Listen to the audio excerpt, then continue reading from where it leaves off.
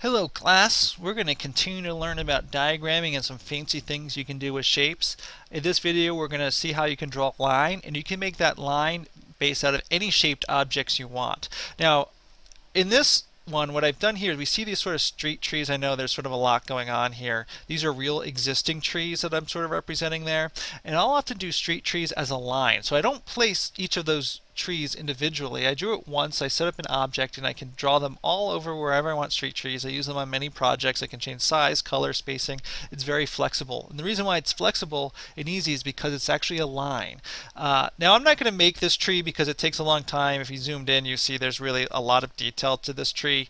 Colors and shapes, so that's going to take too long. So another one that I've used sort of using a similar technique is arrowheads. So if I'm doing a circulation study or something like this, instead of just doing, in this case I've just used a solid straight line of this sort of light pale yellow with an arrowhead on each side. If you want to do that, you just use arrowheads like I showed in the previous video. But maybe I want to make it a series of short arrows to really get the sense of maybe traffic movement or something, which I have done before. So I'm going to use that as my example for how to do this. Now, what you want to start is by drawing the shape that you want to do. So I'm going to start by drawing an arrowhead. Reality, at the end of this video, maybe I'll show you a shortcut on how to draw an arrowhead and get it to work in this method. But for now, since it could be any shape, you're just going to draw it like any shape. I'm going to lock my layer, make a new layer for arrow line, as I've sort of already done. And I'm going to go to a pale yellow color. I have this set up. Now really I only need fill, so I can take this line and turn off the stroke. And I'm just going to draw an arrow about the scale that I want it to be used in this diagram.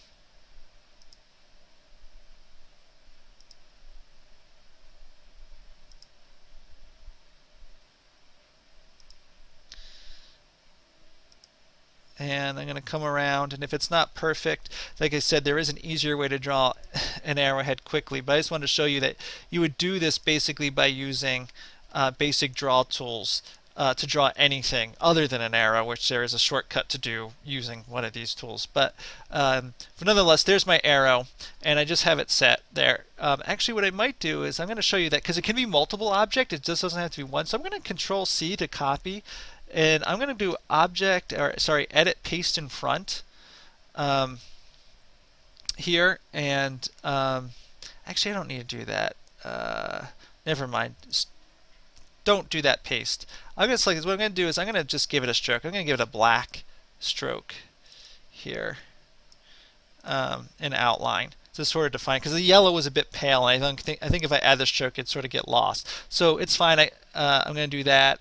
And what I'm going to do is I'm going to come over to my paintbrushes, and I'm going to go to my black arrow, click on the arrowhead, and drop this right into here.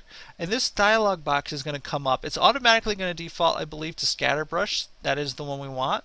I'm going to say OK.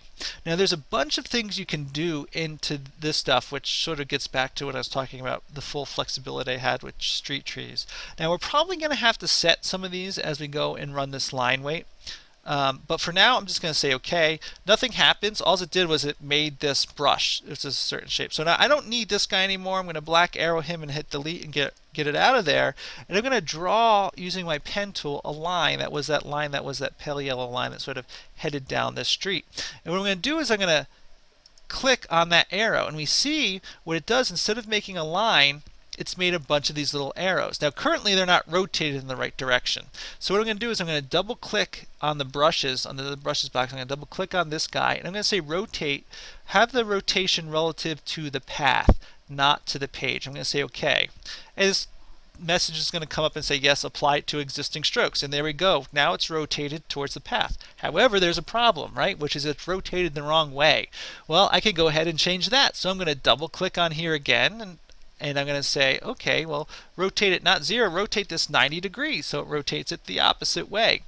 I could do random under here and various other things, but for this I don't want to do that. I'm just going to say, okay, 90 degrees. I'm going to say, okay, apply to stroke, and boom, it's rotated this way. Now, this line isn't so bad, but these arrows are spaced really close together, so I'm going to select this line one more time. I'm going to double click on here. I'm going to go to spacing, and I'm going to say, let's space them at 130%. We can hit preview and see how that looks. Maybe a little far, so let me try 125. And I could play with this all day, but I'll say 125 is okay. and I'll say apply to stroke, and there we go. I have a line that is in that orientation. I think I had one coming in this direction as well on the diagram, so I can draw a line there, hit the stroke, it's now going to come in the same way, and I've got those lines. Maybe one street is sort of heavier traffic than the other, so maybe to illustrate that I might select this guy, and I can go to line strokes, and I can change the line stroke up. See, if I pick 3, it's automatically going to scale that 3 times as large. That's a little big. I'll try 2. Twice as big. It's not going to be so bad.